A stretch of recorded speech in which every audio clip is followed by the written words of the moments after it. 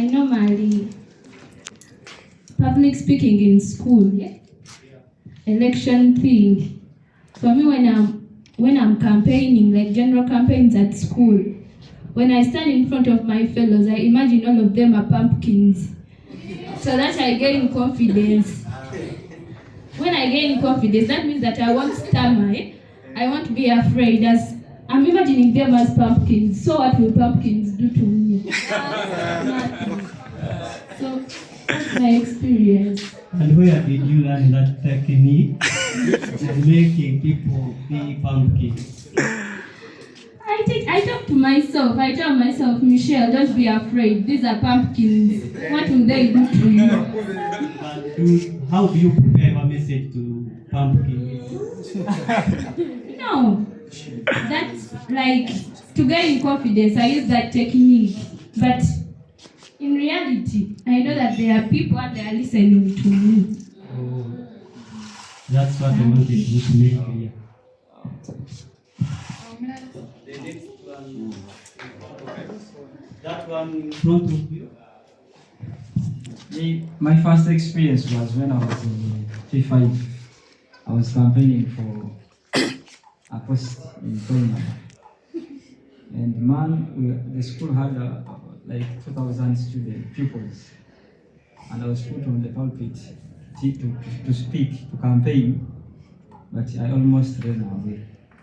So the good thing that after that time, they put me in the drama club.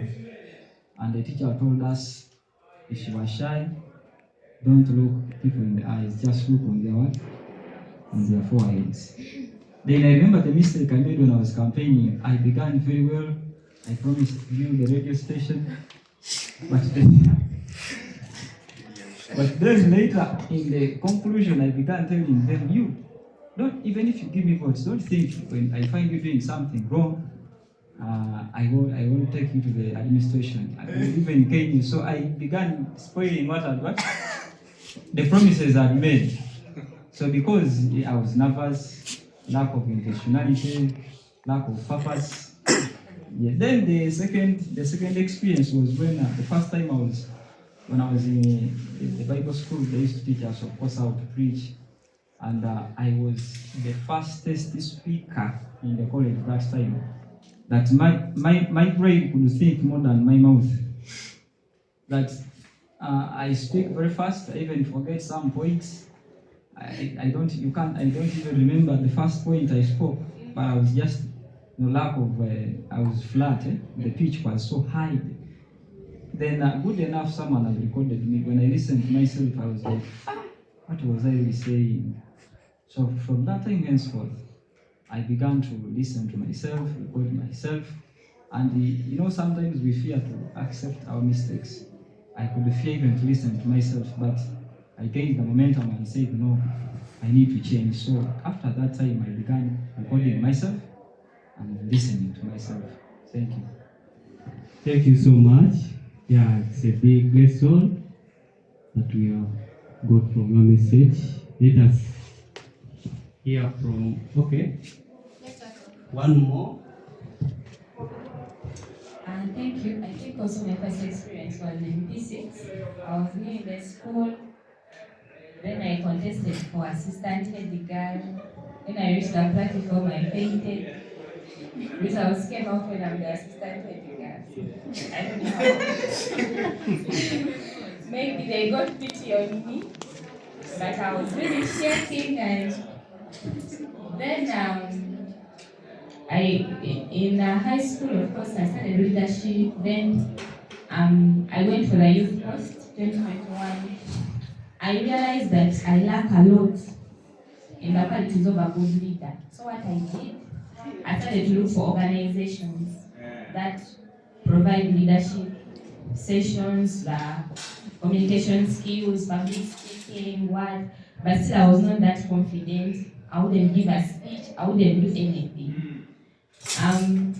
When I went to FIDA, I told them my weaknesses, so they started to give me facilitation, like platforms to facilitate. Even if I would not do it well, then they would just give me And I've realized that each step of public speaking I've achieved in life, I've had better platforms to be engaged in. I didn't know that one time I would speak to donors, a big organization to trust you with their donors that you are supposed to address issues, challenges, solutions.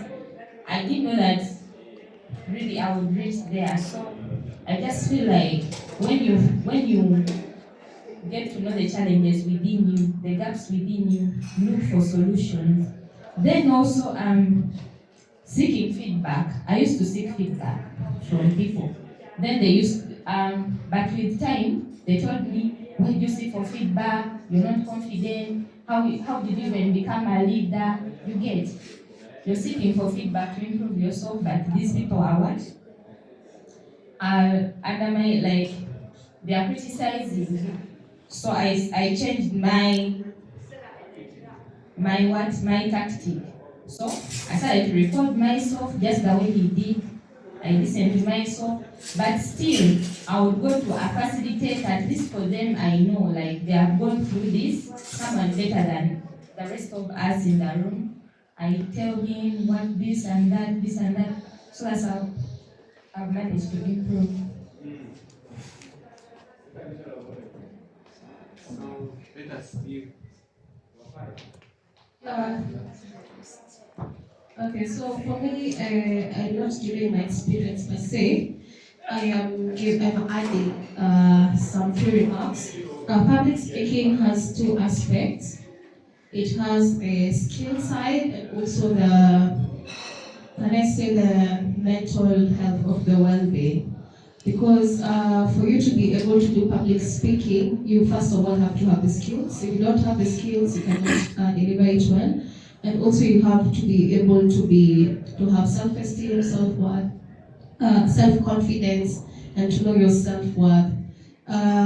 Most of us, we have low self-esteem, we don't have self-confidence, and that's why you hear some of us shaking, you see somebody taking the microphone or going in front of people, and all of a sudden they're just, you can see their hand like this, which is not our fault. It's how we've grown up, maybe from our parents telling us you're not good enough, or even your friends, your teachers in school especially, you're not good enough, what do you know? But this all can be corrected in various ways. For example, if you notice that you have such a kind of challenge, you can start with looking at yourself in the mirror and assuring yourself that you're good enough and you can deliver whatever you want to do. You can also try and acknowledge and see the various good things you are good at. For example, if it is singing, acknowledge that you're good in that. If it's in mathematics, if it's in dancing, make sure you know something, at least one thing that you're good in. That one will build your confidence, so that when you go in front of people, at least you won't have that fear of judgment, and you can know that everybody else that you're talking to also has the similar